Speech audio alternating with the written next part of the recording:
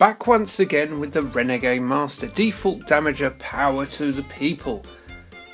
It is Bishi Bashi special, and we are doing the Retrotech 120p challenge for all you foolhardy friends and foes alike. So yeah, all you have to do is go into the Facebook group and go, I want some of this challenge, I'm a top Bishi Bashi player. And then what you can do is you download the ROM, or if you've got the ROM already, boot it up, have as many practice goes as you like, and then once you've had those practice goes, you'll go, I'm Billy McConfident, and then your Billy McConfidentness will surely shine, and you go on a journey which puts all us scrubs to shame. And once you've done that, the recording is in the bag. You can then upload it to that self-same Facebook group, link down below. You get yourself up on there and post it on that Facebook wall, and then tell us what game you wouldn't mind seeing next week. It'll be added to the wheel, and then you can thrill us with your choices, just as Anthony has with Bishi Bashi Special. His upload, I believe, is up. Have a look at that and the other uploads. So yes, he is Raven Gaming, by the way. So yeah, Bishi Bashi. A PlayStation 1 classic for me. It was basically this and either its sequel or its prequel, I think. It ended up coming out from those fine people at Konami, or who were fine people at Konami, am I right? They were both on the one disc. I used to have a lot of fun with this. It's basically WarioWare, isn't it? Before WarioWare was a thing. Lots of very short games that are very, very silly, as you saw with that little pencil thing, a mechanical pencil thing, which is a very wasteful thing to do with a pencil, if you ask me. As you can see from that screen there, you press the coloured buttons. If you are joining in the challenge, I would do recommend you sort of reconfigure buttons so it doesn't get confusing. Don't go by colour, go by where they are, kind of thing. So yeah, that's it. What can I talk about? Well, I can talk about your favourite subject of mine, genitals. You've got one in your trouser right now, haven't you? And so do the Japanese, which is what we're covering today. So I've got for you a selection of Japanese sex facts to go through before this video has reached its climax, pun intended. So yes, there are Shinto shrines in Japan where pregnant women can go. Pregnant. There are Shinto shrines in Japan where pregnant women can offer radishes in hopes of achieving sexual gratification. And as you can see by my delivery there, I was as confused by that sentence as you probably are still. So let's say that again. There are Shinto shrines in Japan where pregnant women can offer radishes in hope of achieving sexual gratification. It's as simple as that. Not simple at all. Fact number 2 is the Dosjin Festival is otherwise known as the Phallus Festival, and it has young women dressed as giant penises walking through the streets while pissed. Again, Japan, what can you do? Aren't they weird? They probably think we're weird. I would think we're weird. Fact number 3. As you may well know, genitals are not okay to be shown on telly or in movies in Japan, not even in their pornography. But they do love showing boobies after 11 o'clock.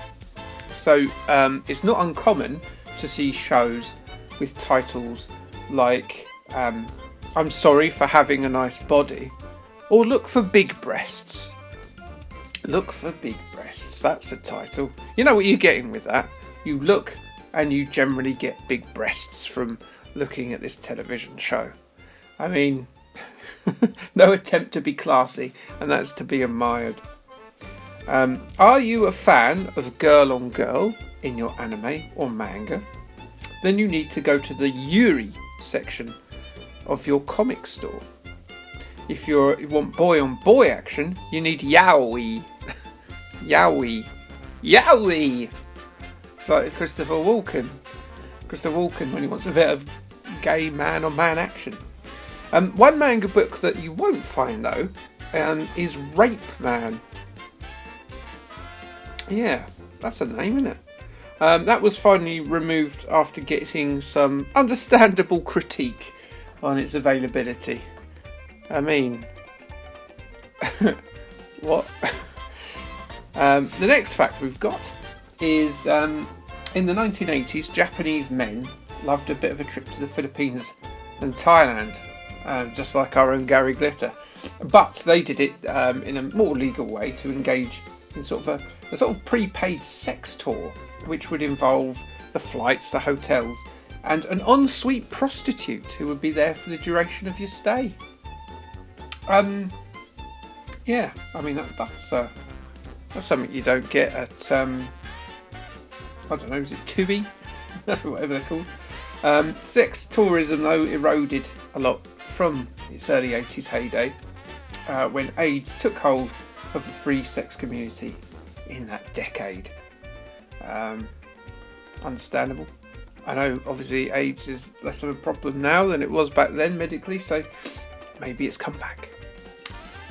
There is a sex museum in Iwo that's fairly easy to find. Do you know why it's fairly easy to find? Well, there is a garden full of wooden phalluses outside. It features sex toys from around the world, a sculpture of a king satisfying 12 women at the same time with different parts of his body.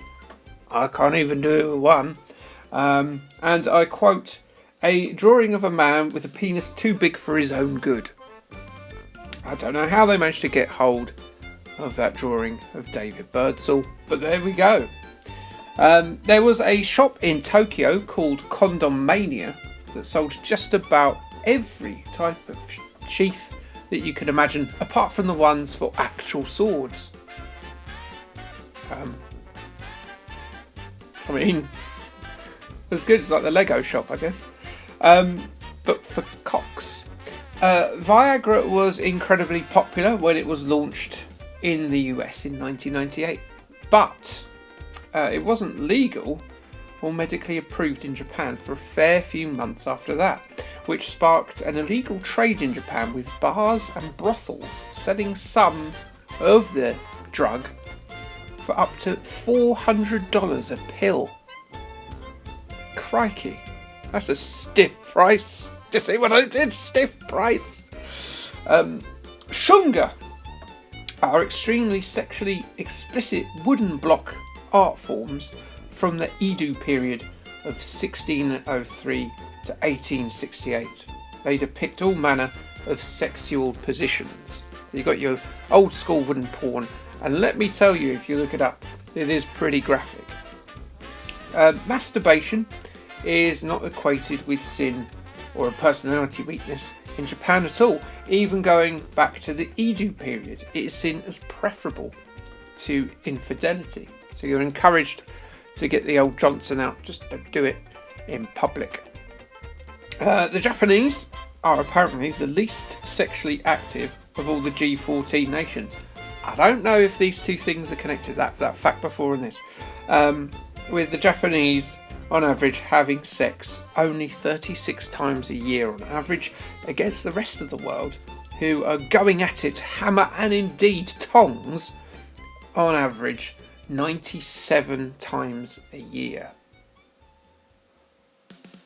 If you're listening to that stat and going 97 times a year on average and feeling sad about that, I understand you, brother.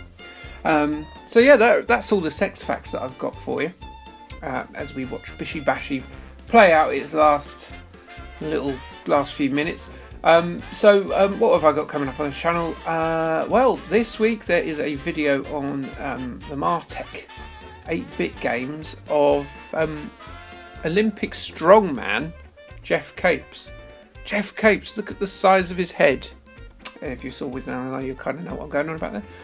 But yeah, it's sort of one of these kind of track and field-esque mini game collections about the fat-necked, fat-headed strongman and his amazing feats of strength. He pushes over cars, don't you know? Incredible stuff. You don't see enough people tearing phone books up. on the telly anymore. I suppose it'd be really easy to do these days, considering if a phone book still exists. I have no idea if they still do. You could probably do. I could probably do that, and I'm as weak as a mouse. So yeah, that's coming up next week, and then in the upcoming weeks, I've got quite an obscure movie game called Cloak and Dagger, which was an arcade game. That's had the kid from E.T. in it.